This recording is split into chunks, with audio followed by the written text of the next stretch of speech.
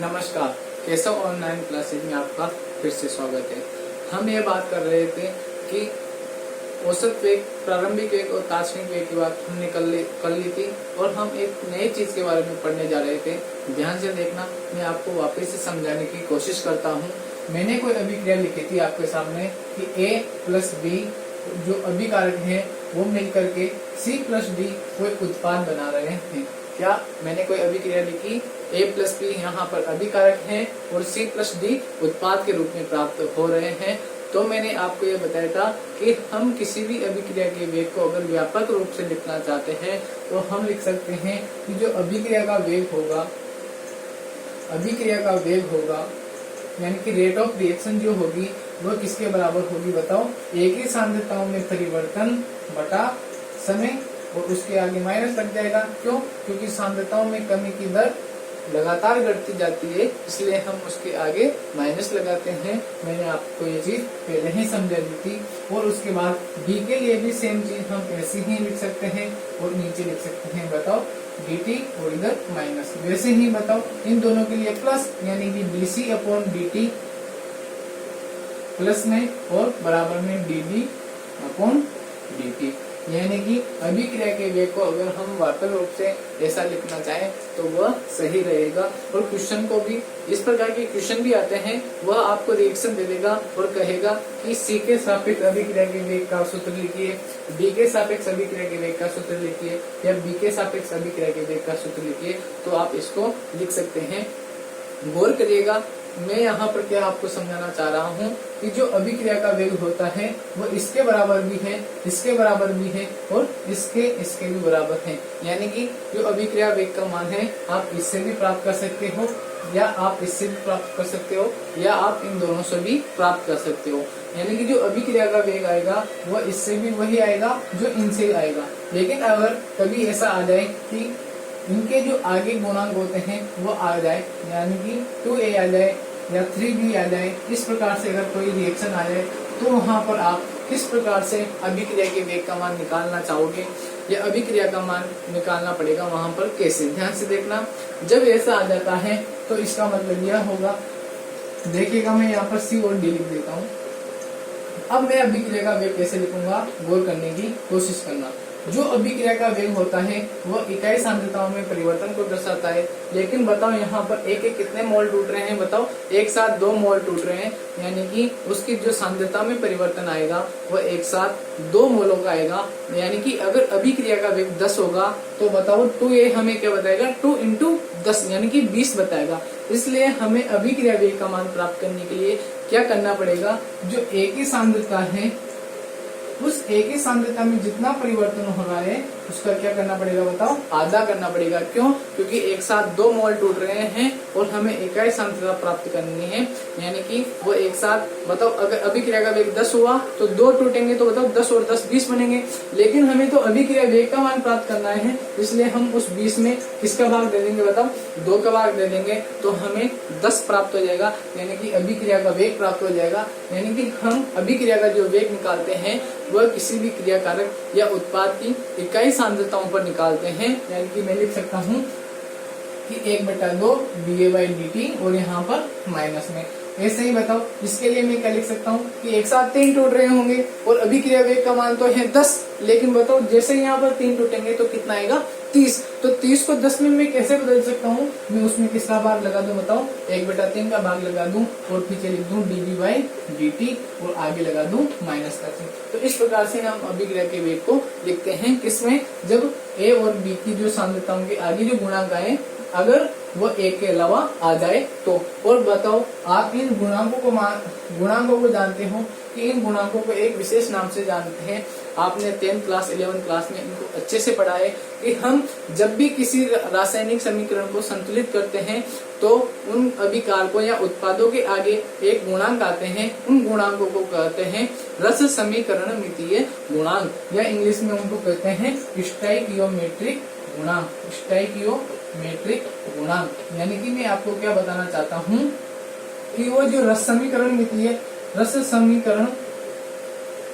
मितीय गुणांक होते हैं उन गुणांकों का मान अगर इक्वेशन में आ जाए या वो गुणांक इक्वेशन में उपस्थित हैं और आपको अभिक्रिया वेग का मान ज्ञात करना है तो आपको क्या करना पड़ेगा, उन रस समीकरण मितीय गुणांकों या स्टोइकियोमेट्रिक गुणांकों का उनकी सांद्रताओं में, किसकी सांद्रताओं में बताओ, या तो अभिकारकों की सांद्रताओं में या उत्पादों की सांद्रताओं में क्या करना पड़ेगा, भाग देना पड़ेगा, ताकि हमें इकाई सांद्रता के सापेक्ष परिवर्तन की दर प्राप्त हो जाए। और इकाई सांद्रता के सापेक्ष परिवर्तन की दर ही क्या कहलाती है बताओ, अभिक्रिया वेग कहलाती है। यानी कि मैं लिख सकता हूँ कि अगर किसी अभिक्रिया में स्टोइकियोमेट्रिक गुणांक आते हैं तो वहां पर अभिक्रिया वेग का मान किस प्रकार से ज्ञात किया जाएगा बताओ, इस प्रकार से ज्ञात किया जाएगा। अगर इस चीज को मैं जनरलाइज तरीके से लिखूं तो ध्यान से देखना और गौर करने की कोशिश कीजिएगा।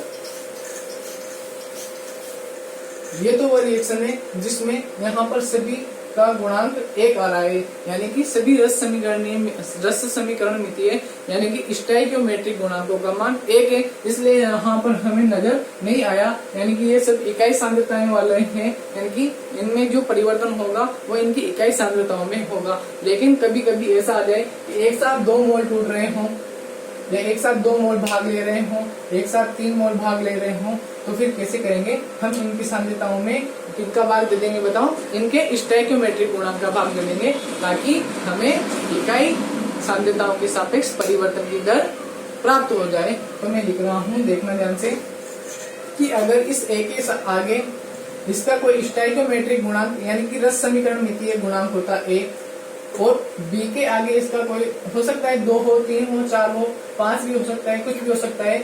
अगर ऐसा हो तो फिर हम इनके अभिक्रिया वेग का मान कैसे प्राप्त करेंगे, ध्यान से देखना और सीखने की कोशिश करना। तो बताओ अभिक्रिया वेग का मान क्या होता है, इकाई सांद्रता के सापेक्ष परिवर्तन की दर, यानी कि इकाई सांद्रता में परिवर्तन की दर ही अभिक्रिया वेग कहलाती है। क्योंकि यहाँ पर इकाई सांद्रता बनाने के लिए हमें स्मॉल ए का हमें भाग देना पड़ेगा, इसलिए मैं अभिक्रिया वेग का मान कैसे लिखूंगा, dA/dt, यानी कि ए की सांद्रता में परिवर्तन, लेकिन वो कुल ए की सांद्रता में परिवर्तन तो पूरे इस ए का मान बताएगी, इस पूरे ए का मान बताएगी, लेकिन हमें तो इकाई के सापेक्ष करना है, यानी कि इसके तो ए टुकड़े हैं, लेकिन हमें तो एक टुकड़े का मान ज्ञात करना है। यानी कि ए टुकड़ों में अगर मैं ए टुकड़ों का भाग दे दूं तो बताओ किसका मान आएगा, बताओ इकाई सांद्रता का मान आएगा। यानी कि अगर 10 पेन का मूल्य 50 रुपए है तो मुझे एक पेन का मूल्य ज्ञात करने के लिए मुझे 10 का भाग देना पड़ेगा। इसलिए बताओ ये जो dA/dt आया वो यहाँ पर इसको बताएगा और हमें a का मान ज्ञात करना है, इसलिए मुझे किसका भाग देना पड़ेगा बताओ, 1/a का भाग देना पड़ेगा। ऐसे ही मैं लिख सकता हूँ b के लिए कि dB/dt बराबर, और यहाँ पर माइनस में 1/b, सेम वही चीज यहाँ के लिए भी होगी कि dC/dt, और यहाँ पर प्लस चिन्ह आएगा क्योंकि ये उत्पाद है, और प्लस यहाँ पर मैंने लगा दिया और 1/c भी यहाँ पर लगा दिया। यहाँ तक आप नोट कर लिएगा, बहुत ही सिंपल चीज थी, बस आपको केवल समझाने की जरूरत थी, और इसमें ऐसा कुछ भी नहीं है जो आपको परेशान कर सके। और इसके बाद हम इस पर आधारित प्रश्नों को करेंगे, जिससे आपको काफी आसानी से इसका मतलब समझ में आ जाएगा। यहाँ तक आप नोट कर लिएगा। फिर से मैं आपको समझा रहा हूँ ये चीजें क्यों की जाती है, क्योंकि हमें इकाई सांद्रताओं के सापेक्ष परिवर्तन की दर निकालनी है, तो हमें क्या करना पड़ेगा, उनके रस समीकरण मितीय गुणांकों का भाग देना पड़ेगा। सॉरी मैं यहाँ पर हेडिंग डालना भूल गया, यहाँ पर आप लगा लेना कि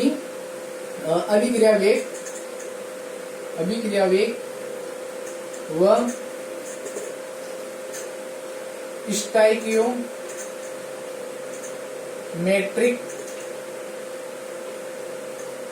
गुणांक में संबंध, इतना सा आप यहाँ पर हेडिंग डाल लेना।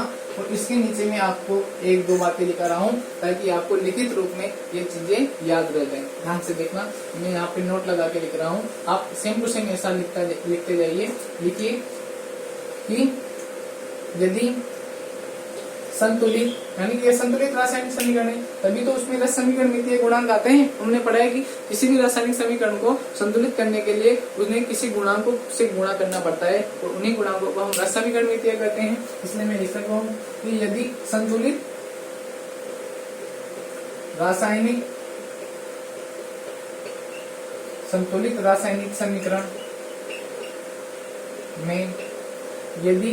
रासायनिक समीकरण में रस समीकरण मितीय, रस समीकरण मितीय गुणांक उपस्थित हैं, गुणांक उपस्थित हैं, तो अभिक्रिया वेग का मान प्राप्त करने के लिए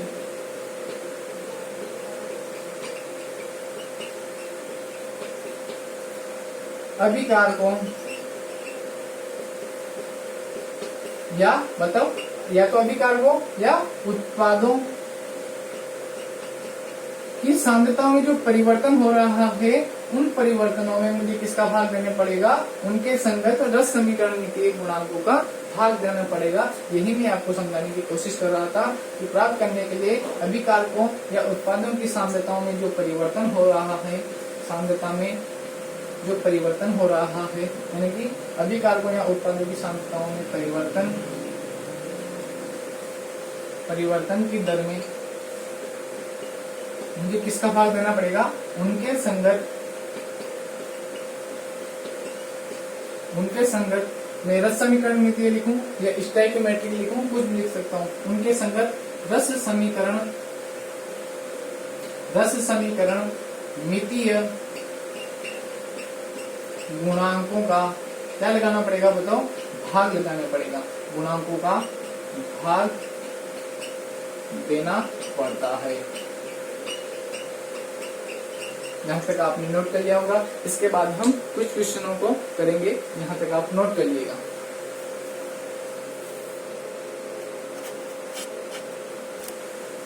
ठीक है, आपने वहां तक लिख लिया होगा। मैंने आपके सामने एक क्वेश्चन लिखा है, उसको आप करने की कोशिश कीजिए कि निम्न अभिक्रियाओं के लिए अभिक्रिया वेग लिखिए। यानी कि मैं आपको ये सिखाने की कोशिश कर रहा हूँ कि जो हमने सीखा कि जब रस समीकरण मितीय गुणांक आते हैं तो उनका भाग लगाना पड़ता है, तो उसके अनुसार आप इस क्वेश्चन को कीजिए।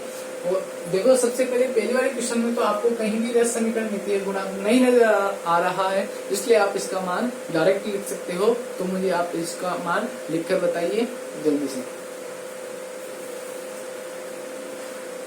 यहाँ पर आपने देखा होगा कि जो Hg है और Cl2 है वो दोनों ही अभिकारक हैं और HgCl2 उत्पाद है। यानी कि इस अभिक्रिया का जो वेग होगा हम उसको किसी की भी सांद्रता में परिवर्तन की दर से निकाल सकते हैं। यानी कि जो अभिक्रिया का वेग होगा वह हो जाएगा बताओ dHg/dt, और यहाँ पर माइनस हमें लगाना ही पड़ेगा। क्यों? क्योंकि ये अभिकारक हैं और अभिकारकों की सांद्रताओं में लगातार कमी होती जाती है। ऐसे ही मुझे बताइए, यहाँ पर Cl2 है तो यहाँ पर Cl2/dt और यहाँ पर माइनस। ऐसे ही मतलब HgCl2 में क्या आ जाएगा, dHgCl2 और अपॉन में dt और साथ में प्लस आ जाएगा।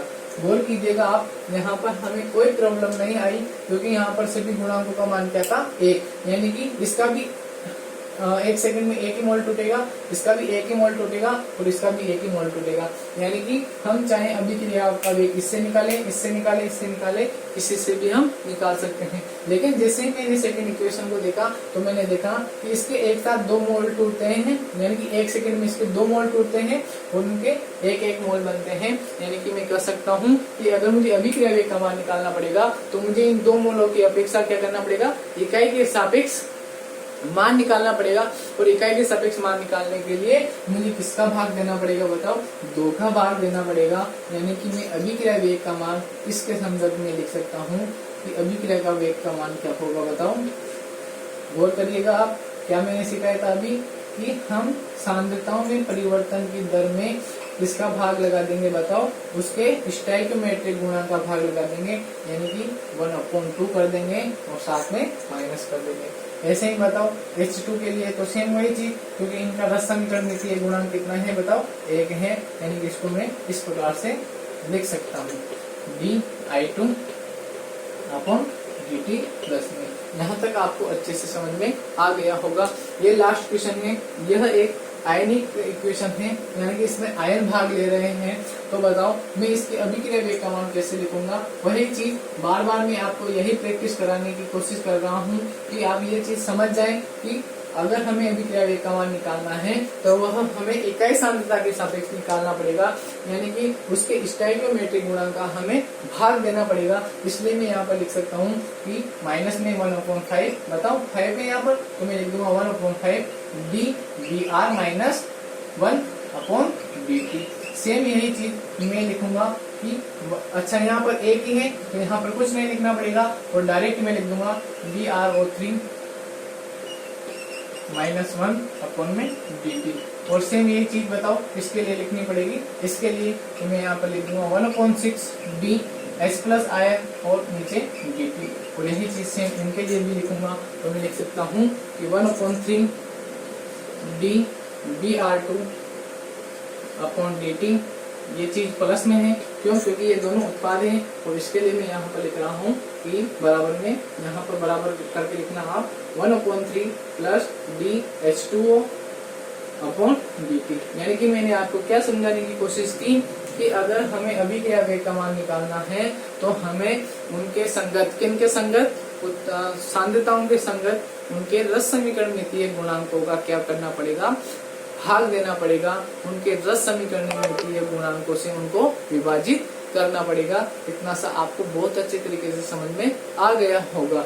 अच्छा, मैं आपको यूँ कहूँ कि इस अभिक्रिया का वेग मुझे इसके सापेक्ष निकालना है, किसके सापेक्ष, Hg के सापेक्ष, पारे के सापेक्ष निकालना है। तो मैं क्या करूंगा, केवल क्वेश्चन में मुझे इसके सापेक्ष निकालने के लिए कहा है, यानी कि मैं इतनी बड़ी क्वेश्चन नहीं लिख करके, यानी इतना बड़ा आंसर नहीं लिख करके केवल इतना सा आंसर में मैं अपना सही उत्तर दे दूंगा कि जो अभिक्रिया वेग होगा वह Hg के सापेक्ष किस हिसाब से परिवर्तित हो रहा होगा, बताओ, dHg/dt के हिसाब से परिवर्तित हो रहा होगा। यानी कि अगर क्वेश्चन अपन से कुछ भी नहीं कहे तो हम पूरा आंसर देंगे, और क्वेश्चन अगर हमसे कहे कि किसी विशेष के सापेक्ष आप अभिक्रिया वेग का मान बताओ, तो उस विशेष के सापेक्ष ही केवल हमें अभिक्रिया वेग का मान दर्शाना है। अगर वह कहे Hg तो केवल इतना सा लिख देना है, अगर वह कहे Cl2 तो हमें इतना सा लिख देना है, और अगर वो कहे HgCl2 तो हमें इतना सा लिख देना है। यहाँ तक आपको अच्छे से समझ में आ गया होगा, इसको आप नोट कर लीजिएगा।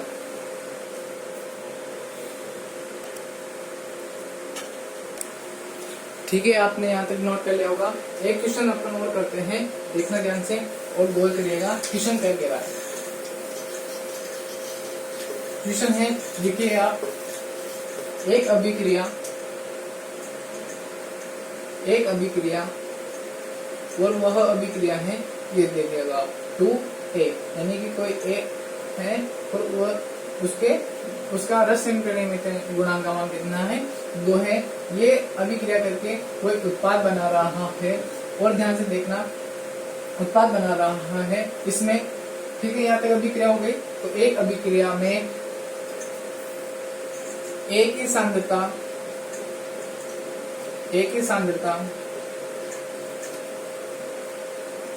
10 सेकंड में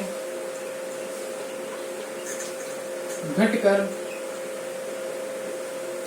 0.5 मोल प्रति लीटर से 0.4 मोल प्रति लीटर रह जाती है। बोल करिएगा आप, उन्होंने क्या कहा कि एक ही सांद्रता 10 सेकंड में घटकर 0.5 मोल प्रति लीटर से 0.4 मोल प्रति लीटर रह जाती है। तो इसका मान ज्ञात कीजिए, बताओ, अभिक्रिया वेग का मान ज्ञात कीजिए, अभिक्रिया वेग का मान ज्ञात कीजिए। तो हम क्या करेंगे, अभिक्रिया वेग का मान ज्ञात करने के लिए हम क्या करेंगे, देखना ध्यान से।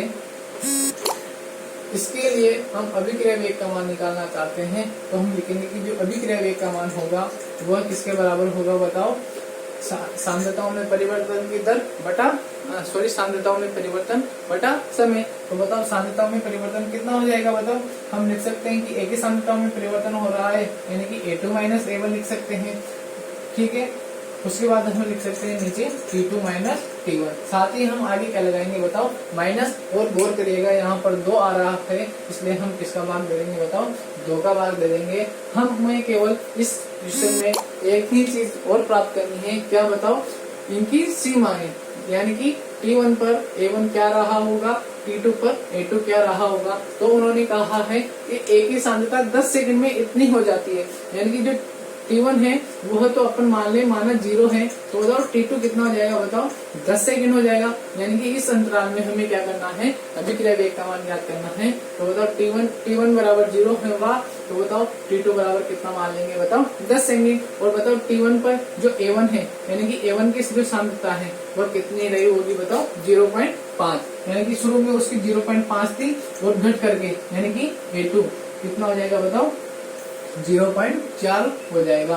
तो इन सब की वैल्यू मुझे किस में रखनी है, बताओ इस क्वेश्चन में रखनी है और सीधा सा क्वेश्चन है आपको आ जाएगा।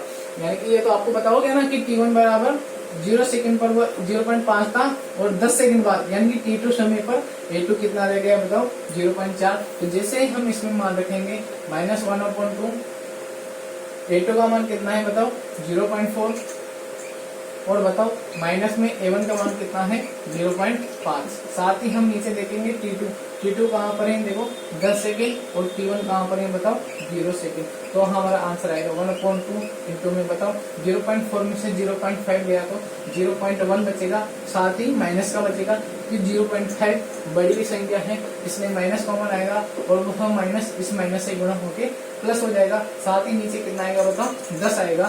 तो बताओ यह जो दशमलव है उसको मैं हटा करके नीचे 1 गुणा 10 में कवर कर दूं तो मेरा आंसर आएगा 1/2 इंटू बताओ 1/100। यहाँ तक आपको समझ में आ गया होगा। ये माइनस माइनस गुणा होकर के प्लस बन गया होगा। ये 1/2 मैंने अलग कर दिया और 1/100 मैंने अलग कर दिया। इस 1/2 को मैं लिख सकता हूँ 0.5 और इस 1/100 को मैं लिख सकता हूँ 10⁻²। तो बताओ मेरे अभिक्रिया वेग का जो मान होगा यानी कि रेट ऑफ रिएक्शन जो होगी वो हो जाएगी, बताओ 0.5 इंटू 10⁻²। और बताओ अगर मैं इसका इकाई लिखना चाहूँ तो मैंने आपको बता दिया था, बताओ इकाई क्या होती है इसकी, सांद्रता बटे समय। समय को तो हम लिख देंगे सेकंड और सांद्रता को लिख देंगे हम, बताओ मोल प्रति लीटर। तो बताओ क्या हो जाएगी इसकी इकाई, मोल और लीटर इनवर्स, क्योंकि लीटर नीचे है तो ऊपर आते ही इनवर्स में चला जाएगा और सेकंड भी नीचे था वो भी ऊपर आते ही इनवर्स में चला जाएगा। तो इसका आंसर हो जाएगा, बताओ कितना 0.5 into 10⁻² mole into litre inverse second inverse. देखना ध्यान से। इसी प्रकार के क्वेश्चन आपके आएंगे। इस पार्ट में से, इस लेसन में से 2 ही प्रकार के क्वेश्चन बनते हैं, या तो थ्योरी का क्वेश्चन होगा या आंकिक मान वाला यानी कि न्यूमेरिकल क्वेश्चन होगा। तो सीधे सीधे क्वेश्चन आते हैं और आप उनको बना लोगे। मेरी बात आप गौर करना, यहाँ तक इस वीडियो में हम यहाँ तक ही पढ़ेंगे। अगले वीडियो में इस टॉपिक का या इस लेसन का बहुत ही इम्पोर्टेंट पार्ट चलेगा, उसको आप अच्छे से समझना। तो यहाँ तक आप पूरी तैयारी कर लेना। एक बार उस टॉपिक को पढ़ने से पहले, इस अगले वाले टॉपिक को पढ़ने से पहले आप क्या कीजिएगा, एक बार पूरा इसका रिविजन करिएगा, वहां से आपको उस टॉपिक की भूमिका तैयार होगी। ठीक है, यहाँ तक आज के लिए काफी है।